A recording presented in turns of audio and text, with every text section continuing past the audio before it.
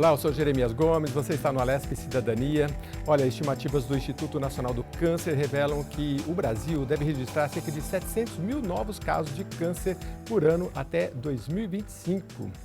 O diagnóstico precoce e a tecnologia avançada são essenciais nessa luta. E no programa de hoje a gente vai falar sobre a importância da radiologia, na detecção e também no tratamento do câncer. Recebemos aqui o especialista em radiologia intervencionista, Dr. Luiz Tenório, para tratar do tema. Obrigado, doutor, pela presença. Eu que agradeço o convite, Jeremias. É um prazer estar aqui com vocês. Doutor, radiologia, eu queria que o senhor começasse por aí, porque para o leigo é muito amplo, né? A gente lembra do raio-x, né? Mas é um leque amplo de quando a gente fala de radiologia, né? Radiologia é uma especialidade relativamente nova, que vem se consolidando com as novas tecnologias. Então a gente lembra e associa muito ao raio-x, a gente leva até no nome hoje a radiologia como sendo a radiação, o raio-x, mas a verdade é que se desenvolveu e o raio-x dentro das técnicas que a gente atua é a que menos tem potencial diagnóstico. Então vem o ultrassom, que já é um grande avanço, tomografia, ressonância, tem uma parte toda de medicina nuclear, que são os PET-CTs, algo que ainda tem muito a se desenvolver, mas que hoje já é bastante conhecido e difundido, o PET, por exemplo, e essa parte de tratamento, que é a parte onde eu atuo mais, onde a gente usa esses métodos para guiar tratamentos ou guiar diagnósticos teciduais. É a parte talvez mais recente da radiologia. Se a gente for ver na história da medicina, é bem recente mesmo, e o raio-x foi o divisor de água. Como é que fazia antes de você atravessar o corpo humano com esses raios, né? É muito engraçado como a medicina mudou e pega 100 anos para cá, né? Se a gente parar para pensar que há 100 anos atrás não tinha nem antibiótico, não existia raio-x, não existia anestesia, então de fato houve uma revolução na medicina, é das coisas que é interessante se estudar e tentar entender isso. Como é que fazíamos no passado antes de existir essas técnicas e tecnologias? Muito do impacto que teve na sobrevida, hoje a gente tendo expectativa de vida beirando os 80 anos, em alguns países superando os 80 anos, é esse avanço muito da parte de diagnóstico também que a radiologia contribui.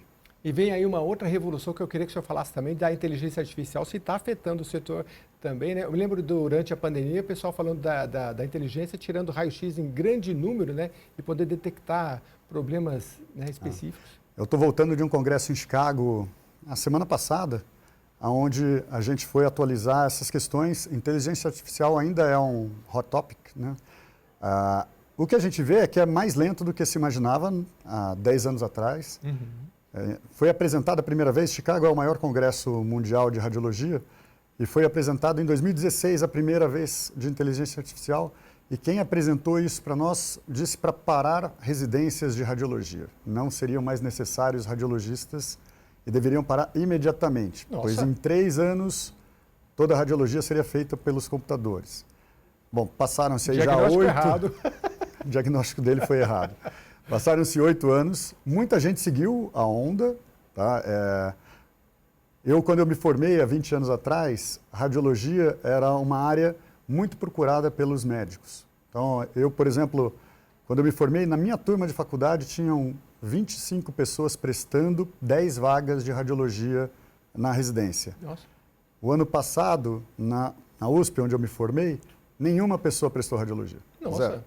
Então, a procura por radiologia dos médicos que se formam diminuiu bastante, muito por esse receio de ser realizado pela inteligência artificial, e daí você passa 4, 5 anos fazendo uma especialidade que depois a inteligência artificial vai fazer. Mas esse receio hoje ele é fundamentado a ou gente não? Hoje, tendo uma compreensão maior da radiologia e da inteligência artificial, a interação dos dois, a gente acha que não. A inteligência artificial vai potencializar a radiologia. A gente vê a inteligência artificial, primeiro, contribuindo para que o diagnóstico seja mais preciso, contribuindo para que a gente não perca, às vezes, pequenos achados. Agora, na questão da interpretação e de como você coloca isso para os outros médicos ou para o paciente, como você emite um relatório, isso ainda o radiologista vai ser importante. O que tem como a gente tem falado isso em diversas áreas, né? Eu não acho que a inteligência artificial vai substituir o trabalho humano, mas o trabalho humano que utiliza a inteligência artificial vai ser potencializado e vai substituir aquele que não usa a inteligência artificial. É isso que eu acho em todas as áreas. Vai sempre aprimorar, porque o conhecimento é infinito. Então, tudo que vier para ajudar, a gente vai ter que correr atrás, isso é com certeza. Doutor, a gente está gravando isso aqui em dezembro, que é o mês que a gente está falando bastante na LESP sobre câncer de pele. Demos dados aí, 700 mil, né, um número bem assustador. O câncer, infelizmente, ainda é muito comum, não tem cura, acho que na maioria dos casos. O senhor tem uma especialidade. Antes, eu queria que o senhor explicasse um pouquinho a questão do ser intervencionista, radiologia intervencionista, que é a área do senhor, para a gente explicar, porque daí a gente já vai direto ao tema. Radiologia intervencionista é uma área onde um radiologista utiliza os métodos de imagem para realizar tratamentos, tentando abreviar.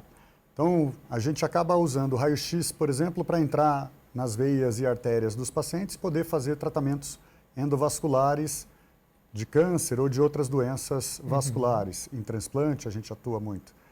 A gente usa raio-x para drenar uma via biliar, para fazer procedimentos no fígado. Você usa ultrassom, usa tomografia. Praticamente não se usa ressonância por questões estruturais e porque a ressonância acrescenta pouco à tomografia quando a gente vai guiar tratamentos. Mas é uma área que vem crescendo muito, se desenvolvendo e principalmente agora saindo estudos novos mostrando a eficácia dos tratamentos realizados por imagem. A mesma eficácia de tratamentos cirúrgicos, mas com muito menos morbidade, ou seja, o paciente fica menos tempo internado, menos tempo fora do trabalho, tratamentos mais baratos do que grandes cirurgias.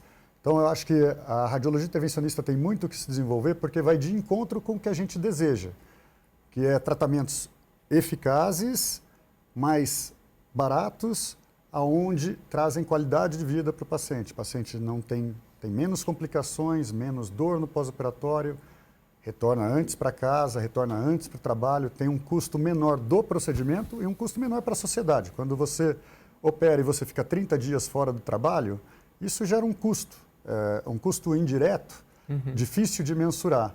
Agora, se você opera e volta amanhã para o seu trabalho, então isso acaba sendo um ganho operacional, né, para toda a sociedade.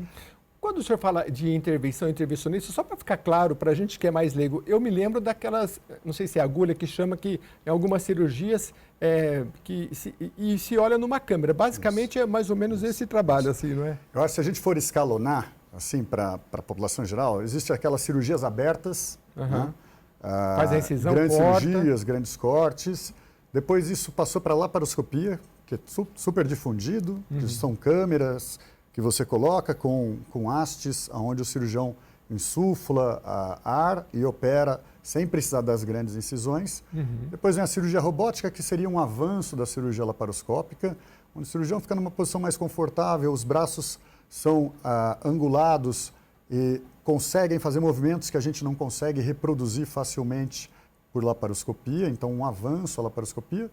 E depois vem a radiologia intervencionista, que eu vejo ainda como um avanço, porque a gente faz sem precisar colocar câmera, distender o abdômen e colocar vários trocartes para fazer grandes ressecções. A gente vai e trata o tumor no local onde ele está, ali vira uma área de necrose, uma cicatriz, e se há 20 anos atrás, quando a gente começou a fazer esses tratamentos, se questionava se isso era tão eficiente quanto operar, hoje saem estudos demonstrando que sim, para pequenos tumores é tão eficiente quanto operar. Então, eu vejo no futuro a gente ampliando o uso da radiologia intervencionista para tratamento de pequenos tumores no rim, pequenos tumores no fígado, pequenos tumores no pulmão e conseguindo menos morbidade nesses contextos e reservando daí as cirurgias para grandes tumores, aonde a técnica de ablação acaba sendo menos eficaz. Ablação que é queimar? Ablação é o nome técnico para a gente tratar o tumor no local. Eu não vou falar queimar porque tem técnicas onde você congela, tem técnicas onde você queima, tem técnicas onde você eletricuta. Você dá choques de 3.000 volts no tumor. Dessa forma o tumor morre, mas ele não foi queimado na essência. Você tratou ele sem alterar a temperatura no tecido. Ainda fiquei com uma dúvida, doutor, mas sempre coloca aquela, não sei se é agulha, para você poder enxergar lá dentro, ou tem alguma técnica que você olha, ou tipo aquela que a gente passa o gelzinho e olha lá dentro? medicina, se você falar sempre ou nunca, provavelmente você está errado. Não é sempre. Existem tá. técnicas que você não precisa nem isso. Existe uma técnica de ultrassom de alta intensidade, chama HIFU, Hyper Intensity Ultrasound. Essa técnica é um ultrassom por cima da pele, onde você concentra um feixe como se fosse uma lupa, e no centro do vértice, ali aquece o tecido. Então, existem técnicas onde você pode tratar até sem corte. Existem outras técnicas que estão sendo desenvolvidas sem corte para tentar tratar os tumores. Que interessante. Olha, você que está nos acompanhando, a gente está gravando assim em dezembro de 2024, porque esse programa também repete nas redes sociais. Nós estamos conversando aqui com o Dr. Luiz Tenório, ele é médico radiologista, formado pela USP, especialização em radiologia intervencionista na Harvard Medical School, e está trazendo aqui o que há de mais novo nessa área. E acho que o resumo até agora é esse, né, doutor? A gente poder tratar cânceres que sempre são, é uma doença, enfim, problemática, e que com esse tipo de tratamento, o senhor falou que às vezes a pessoa até no mesmo dia ela consegue sair, é o avanço da tecnologia. E a gente tem isso no SUS já? A gente tem isso no SUS. Onde o tratamento se consolidou foi no fígado, para tumores primários do fígado, hepatocarcinoma, por exemplo, em pacientes cirróticos, para tumores menores do que 3 centímetros, a gente tratar isso, e isso está disponível no SUS, nos centros oncológicos, né? Talvez não em todos os hospitais do SUS, mas nos centros oncológicos, a ablação já está disponível. Para metástases também, as mais comuns, talvez sejam as metástases do tumor de cólon, onde também já tem estudos demonstrando que a eficácia é igual à de se operar, e isso também está disponível no SUS. Uma das críticas à radiologia intervencionista era exatamente o fato de existirem poucos profissionais.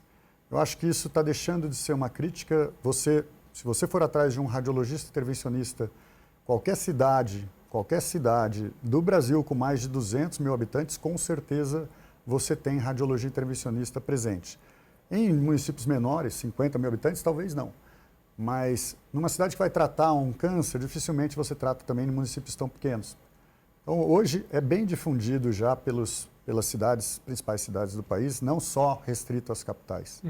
Doutor, a gente iniciou o programa falando como era antes do raio-x. Você falou que tudo é relativamente novo na história da medicina, e me veio à cabeça também o seguinte: também naquele tempo que se tinha poucas técnicas, o médico tinha um olhar talvez mais holístico, olhava todo o ser humano e tal, né? Quando você vai ter muito nisso, muitas técnicas e muitos exames, a população reclama um pouco: o médico nem olhou para mim, só pede exame, né? Não. Também tem que fazer um contraponto, porque exame é bom, mas ter esse olhar também é interessante, né? Não, isso que você está trazendo é fundamental, e vai em linha com o que a gente está dizendo: a inteligência artificial não substitui o médico na sua essência. Todos os algoritmos que se fazem, o paciente tenta colocar os sintomas e o que ele sente. E a verdade é que muitas vezes o paciente não consegue identificar o que realmente ele está sentindo. Então é fundamental, sim, a avaliação clínica. O exame físico não foi substituído. O exame de imagem, o exame da radiologia, é um exame complementar. Agora, é fato que a gente tem uma acurácia, muitas vezes, superior a um exame clínico. Então, você tem a ausculta, você tem um ecocardiograma. O ecocardiograma acaba sendo mais sensível do que uma ausculta. Então, não substitui. A gente não deve fazer exames indiscriminadamente. A gente deve fazer exames direcionados pelo que o clínico ou um cirurgião está identificando na anamnese e no exame físico, né? E quando começou também, doutor, tinha muito a questão da radiação, né? E eu já ouvi também falar de que, dependendo da parte do corpo, tem que pôr aquela proteção aqui, né? Explica um pouquinho para a gente disso. A importância da radiação. Primeiro, não vamos mistificar isso. A radiação, a gente está exposto à radiação no nosso dia a dia. A radiação solar, a gente está tomando radiação. Por isso, quem toma muito sol tem câncer de pele. A radiologia, no início, tinha uma dose muito alta de radiação. Então, era muito presente esta preocupação. Você poder fazer um exame de imagem e desenvolver um câncer porque fez um exame de imagem. Hoje, os aparelhos modernos, a dose de radiação acaba sendo doses comparáveis a um dia que você foi para a praia. Então, acho que ninguém se preocupa: poxa, eu vou para a praia, posso pegar um câncer. Ninguém tem isso na cabeça. Eu acho que hoje você vai fazer uma tomografia, você não precisa ter essa preocupação: vou fazer uma tomografia, posso pegar um câncer. A gente trabalha, e é muito consolidado isso na radiologia, em reduzir ao máximo a dose de radiação. mantendo o poder diagnóstico, isso é sempre importante, manter o poder diagnóstico, e muita atenção principalmente nas faixas pediátricas. Então, aonde a gente de fato evita exames com maior radiação, tomografias no caso, é na faixa pediátrica. Eles sim são mais susceptíveis a desenvolver algum tipo de linfoma, por exemplo, algum tipo de tumor Evoluiu relacionado. muito, né? Que muito bom. Doutor, para falar de diagnóstico precoce, né, como é que a radiologia tem ajudado, eu queria já emendar também uma questão que os exames mais comuns que eu tenho aqui são tomografia, ressonância e PET-CT. Minha pergunta é, se a pessoa está lá no interior, está numa zona rural, é difícil para a pessoa saber, mas se ela precisa de um desse e não tem na cidade dela, ela precisa, de repente, falar, poxa, esse exame é muito importante, eu vou para um centro maior para fazer? O que o senhor diz? São exames que trazem uma acurácia diagnóstica muito alta, tá? Tanto PET-CT, tomografia e ressonância. Agora, eles não são o carro de entrada. Tá? O carro de entrada, de fato, é ultrassom. Eu acho que o que mais está disponível não envolve radiação e você pode fazer, traz as suspeitas. Existem algumas limitações ao ultrassom e ao raio-x, mas os dois juntos, eles resolvem muito da parte ortopédica, da parte abdominal, da parte de raio-x de tórax.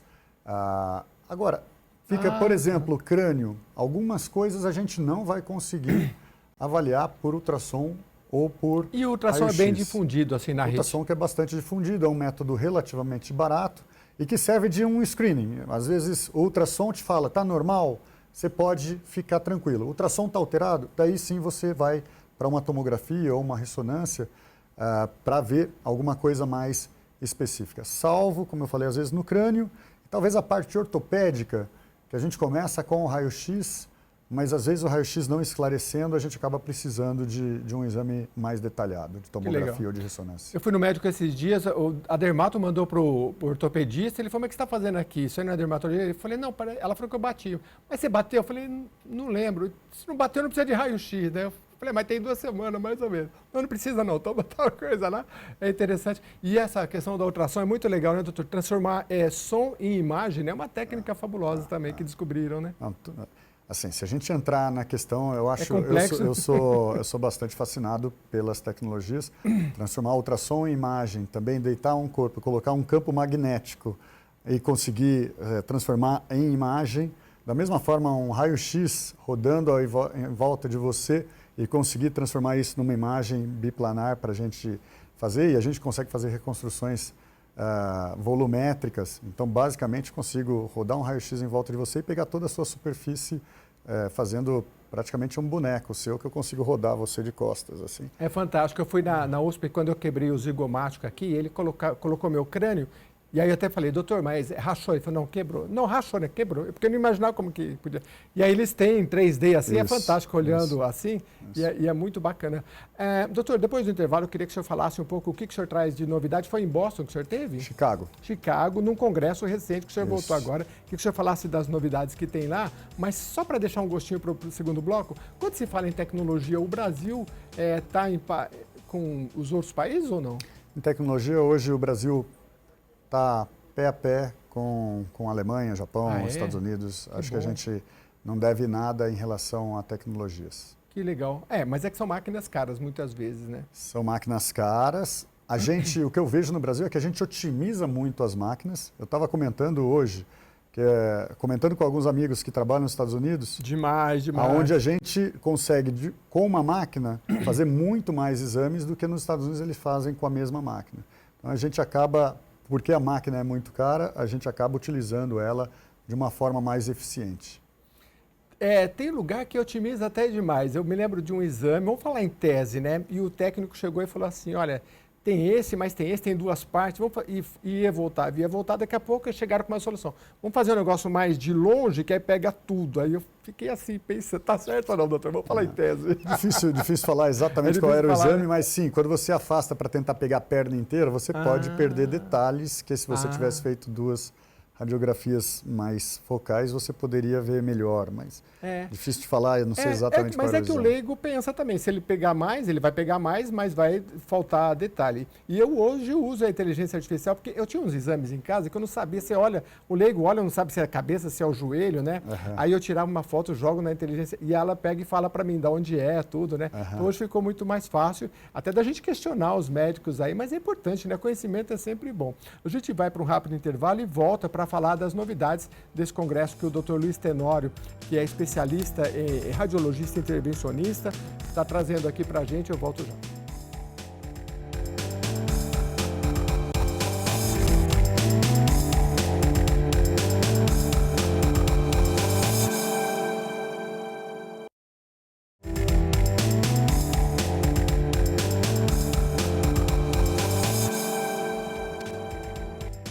Olá, estamos de volta aqui no Alesp Cidadania, tratando da radiologia, que é um campo fascinante aí, né?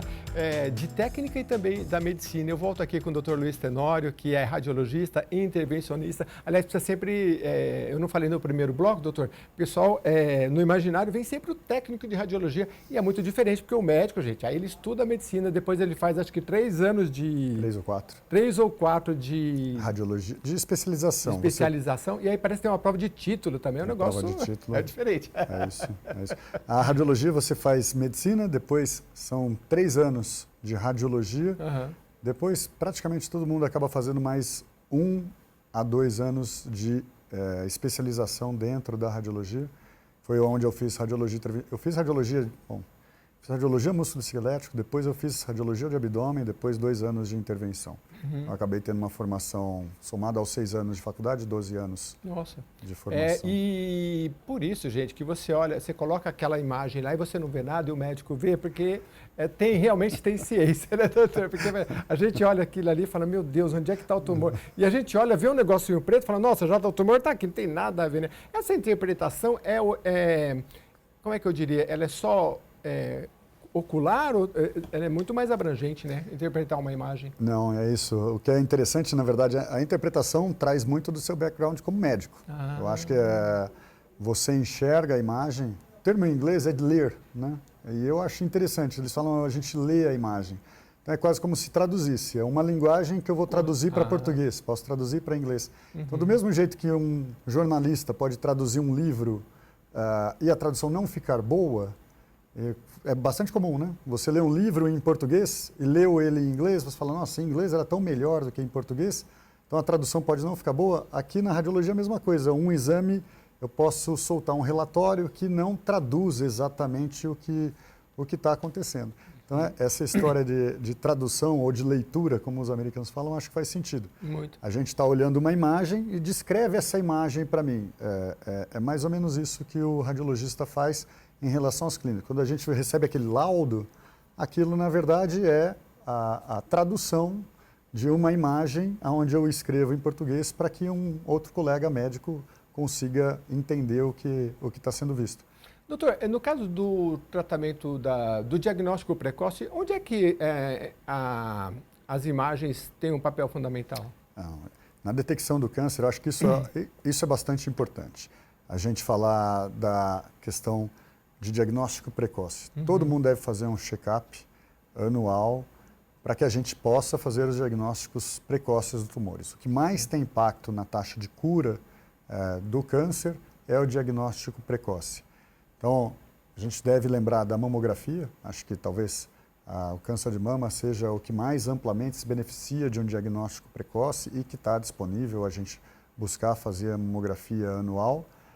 A gente tem aí, especificamente em radiologia, ainda tomografia de baixa dose para pacientes fumantes, diagnosticando pequenos cânceres de pulmão, ainda também numa fase curativa. Então, pacientes que fumam bastante, eles devem fazer uma tomografia de tórax de baixa dose, é praticamente a dose de um raio-x, mas onde a gente consegue detectar pequenos tumores de pulmão e com isso você consegue também, com um tratamento, uma cirurgia, por exemplo, fazer um tratamento curativo, onde o paciente não necessita depois de radioterapia ou de quimioterapia. Mas aí tem muita gente que tem medo, né, doutor? E o médico sempre vai falar, tudo tem risco, né?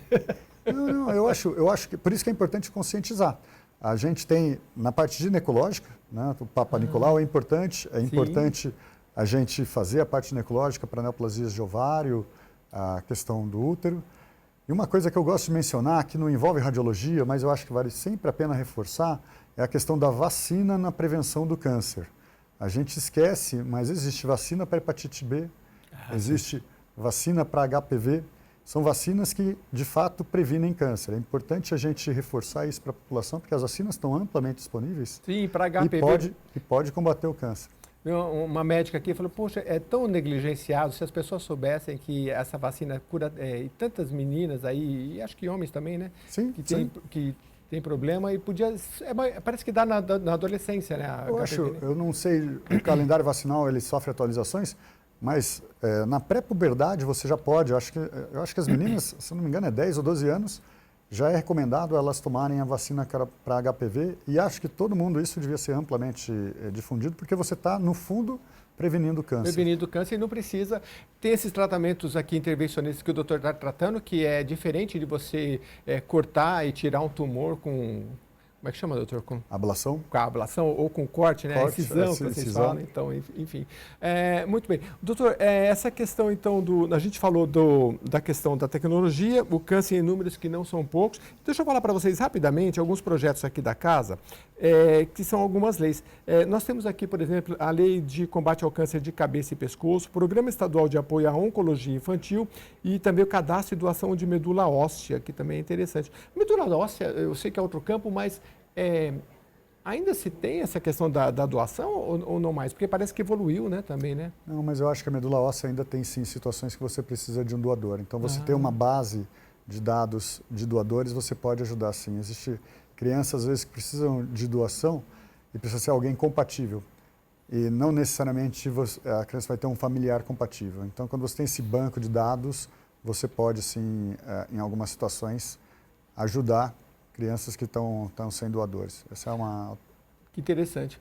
Doutor, em mais de 20 anos atuando, tem alguma memória de alguma... O senhor faz cirurgia também, né? Eu faço... Bom, essa é uma discussão filosófica do que eu faço. O termo cirurgia geralmente envolve incisões. Então, quando falam que eu faço cirurgia, se eu falar que eu faço cirurgia, os cirurgiões vão virar, mas você não faz incisões.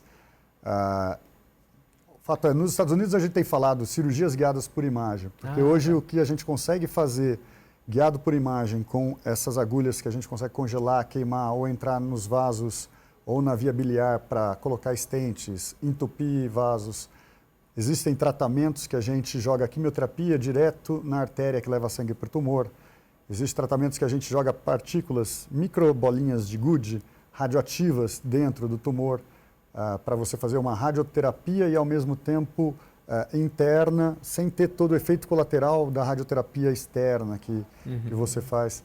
Então, entendi. Mas, independente de ser cirurgia ou uma intervenção, a minha pergunta é no sentido de, nessas mais de 2 décadas, se tem algum caso que, de repente, o senhor trabalha principalmente com pâncreas, parece? Câncer de pâncreas eu trato muito. Câncer de pâncreas, o câncer de pâncreas é uma exceção. Eu acho que se a gente fosse falar da regra da radiologia intervencionista, a gente trata pequenos tumores de tireoide, pequenos tumores de pulmão, pequenas metástases de pulmão, pequenos tumores no fígado, menores do que 3 centímetros, pequenos tumores no rim. Pâncreas é a exceção. A gente trata os tumores maiores de pâncreas, a gente trata os tumores que são não ressecáveis. Essa é a área mais recente da radiologia intervencionista, é a área que, de fato, eu acabei ainda me dedicando e vejo paciente de câncer de pâncreas todos os dias, mas talvez seja uma área muito pequena dentro do universo da intervenção oncológica, da radiologia intervencionista. Doutor, a gente tem dentro da área do câncer, aqui na LESP, a gente faz sempre muitas, praticamente, campanhas também, né? Que é o Outubro Rosa e o Novembro Azul, né? E para falar do câncer de mama, porque assim, é tão recorrente, tem alguma coisa no radar aí de alguma novidade? Porque as mulheres reclamam primeiro de fazer porque aperta a mama e dói e é ruim, né? E de tratamento desses intervencionistas também no câncer de mama ainda não temos. A parte de diagnóstico de câncer de mama, ela vem avançando, mas não sendo substituída por um exame um tanto desconfortável. Existe na parte de tomossíntese, e nesse congresso em Chicago tinha novos aparelhos de tomossíntese dando maiores angulações. Então, no fundo, está melhorando o exame de mamografia, mas infelizmente não tira ainda essa questão da compressão que é desconfortável para a mulher. Na parte de tratamento, existe, mesmo da radiologia intervencionista, existe hoje técnicas para você tratar o tumor, congelar o tumor ou queimar o tumor. Ela está sendo mais amplamente utilizada em nódulos benignos, então evitando cirurgia para tirar um fibroadenoma ou um nódulo que às vezes a biópsia vem benigno, mas a mulher sente um caroço e aquilo a incomoda. Você consegue tratar isso vale para tireoide também, em vez de fazer você poder colocar uma agulha e queimar o nódulo sem precisar da incisão. Mas no câncer de mama isso é muito incipiente e vai precisar de muito cuidado, porque você tem uma alternativa curativa, que é retirar o câncer de mama, é muito difícil você substituir por uma alternativa não invasiva, ainda que não é uma cirurgia que fica também o paciente semanas se recuperando.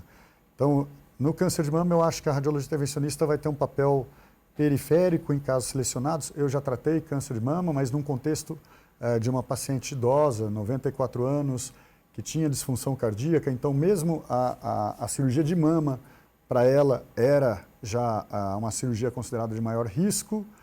E daí ficou uma questão de não tratar. Ao mesmo tempo, câncer de mama muitas vezes tem uma evolução mais prolongada, mas o paciente, quando ele tem plena capacidade cognitiva, ele pode não ficar confortável sabendo. É difícil você falar para um paciente, não precisa tratar porque a senhora já é idosa, esse câncer não vai ser a causa do seu óbito.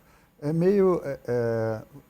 como é que você coloca isso para um paciente? O paciente fala, não, eu não quero ficar com esse câncer aqui. E a cirurgia não era uma opção, a gente acaba tratando com ablação, no caso, tratei até com anestesia local.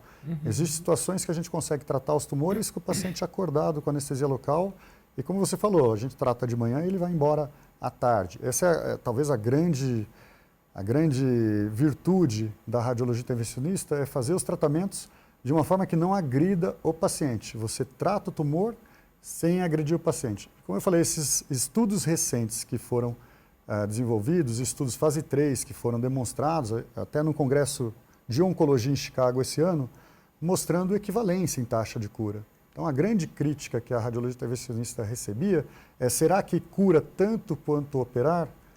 E hoje a gente tem vários estudos falando que sim, desde que tumores pequenos no fígado, pequenos no rim ou no pulmão, você tem uma taxa de cura equivalente a essas grandes cirurgias. E com isso que vem se desenvolvendo, eu acho que a gente ainda está no início disso, para que as pessoas se conscientizem. Você falou muito bem da questão do conhecimento, para você poder questionar o médico. Eu acho fundamental, acho que a internet teve esse papel e acho que é fundamental que o conhecimento seja mesmo espalhado. Quanto mais a gente souber sobre as alternativas de tratamento, sobre as alternativas de detecção, isso vai fazer com que a gente procure tomar uma vacina para prevenir um câncer, com que a gente procure fazer um exame que pode diagnosticar um câncer numa fase inicial, onde ele é curativo, sem tratamentos quimioterápicos prolongados. E isso traz um ganho não só individual para a pessoa, é o que eu falo sempre, a sustentabilidade do sistema, a medicina vai ficando cada vez mais cara e difícil de ser sustentável. Então, você fazer diagnósticos precoces, ter tratamentos minimamente invasivos, mais baratos, acho que é o caminho que a gente precisa seguir.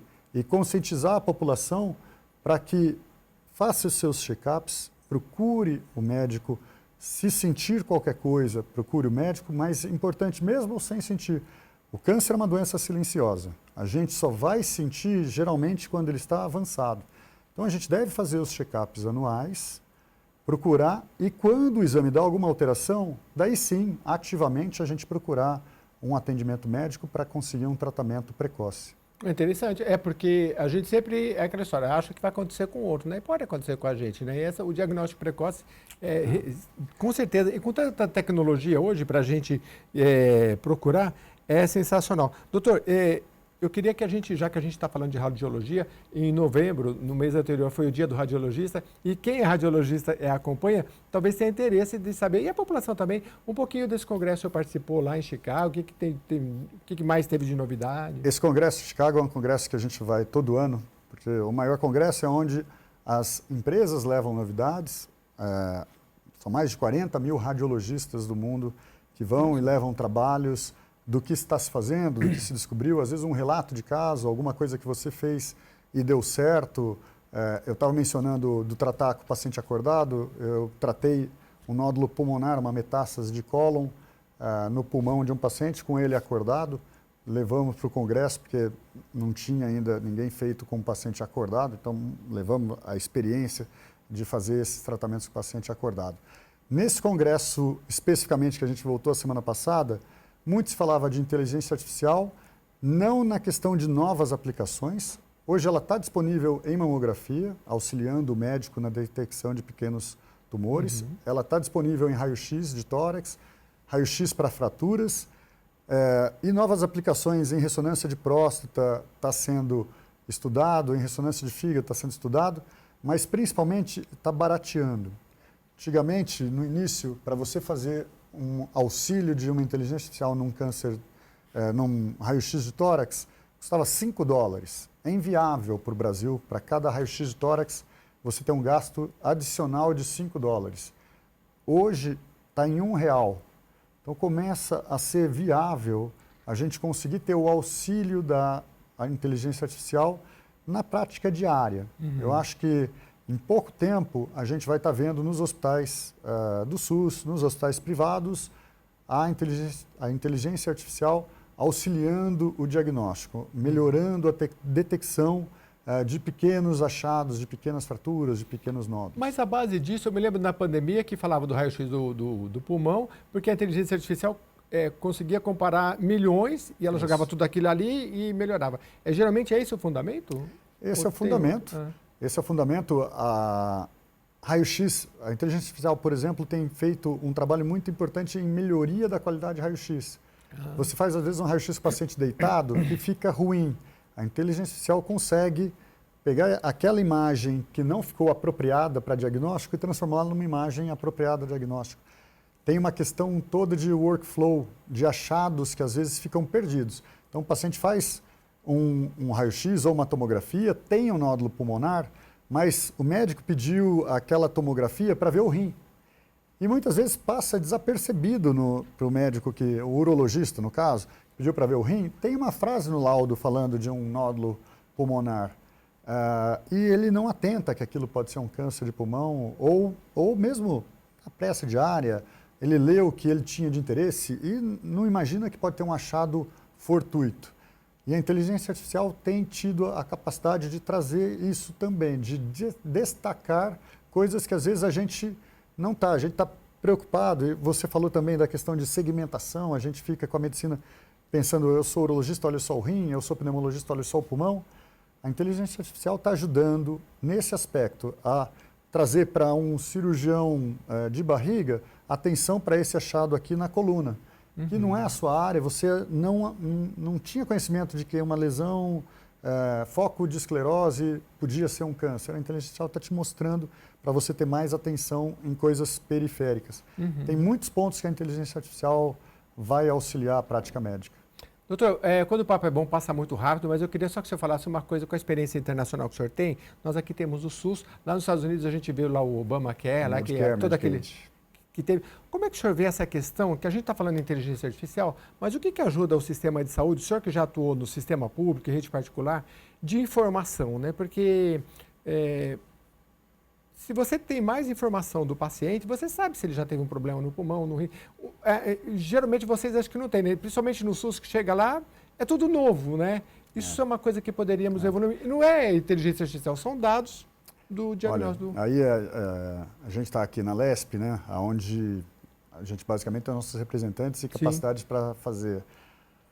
É extremamente difícil, é um desafio muito grande, mas eu vejo no futuro, faria todo sentido ter um prontuário único. Né? A gente tem um sistema único de saúde, mas a gente não tem um prontuário único. Então, se você é atendido no Hospital São Paulo e depois vai para o Hospital das Clínicas, ou vai depois, eventualmente, num hospital privado, você é atendido, eu não tenho as informações do que aconteceu no Hospital São Paulo, do que aconteceu no Hospital das Clínicas, exceto o que o paciente me conta. Então, os Estados Unidos passou por isso, de se fazer um prontuário único. Mas também não tem. Eles estão nesse desenvolvimento e estão avançando nesse campo. Várias universidades já contribuem e colocam o paciente. Então, se você for atendido em qualquer hospital de Boston, de Harvard, você é atendido como se tivesse ido no mesmo hospital. Eu acho que esse prontuário único é coisa que traria, assim, porque daí desde a infância, você poderia ter desde a infância um prontuário único como o seu RG ou o seu CPF. Né? Talvez unificar isso no CPF, um número só, e você tem aquilo. Toda vez que você vai no médico, desde que você é criança, fica registrado num prontuário único que a gente possa acessar. A gente vai chegar lá, tem muita startup trabalhando nisso daí. Bom, mas enquanto você não tem, anota tudo, bota no computador seu, do seu filho principalmente, o que ele vai passando, o que ele tomou, os médicos que ele foi, porque isso depois, quando chegar o sistema, a gente tiver, maravilhoso. Doutor, a gente chegou ao fim, mas eu queria que o senhor, por favor, olhasse para aquela câmera e falasse para o telespectador em relação à radiologia, qual é o recado final, já que a gente trata de câncer e tudo, o senhor falou de diagnóstico precoce, qual é que é o resumo da ópera, por favor? Eu acho que o resumo da ópera mesmo em relação à radiologia e o diagnóstico de câncer é atenção aos check-ups, não aguardar ter sintomas para procurar um médico. A gente deve ir ao médico de família ou o seu clínico geral uma vez por ano, procurar fazer os exames de check-up.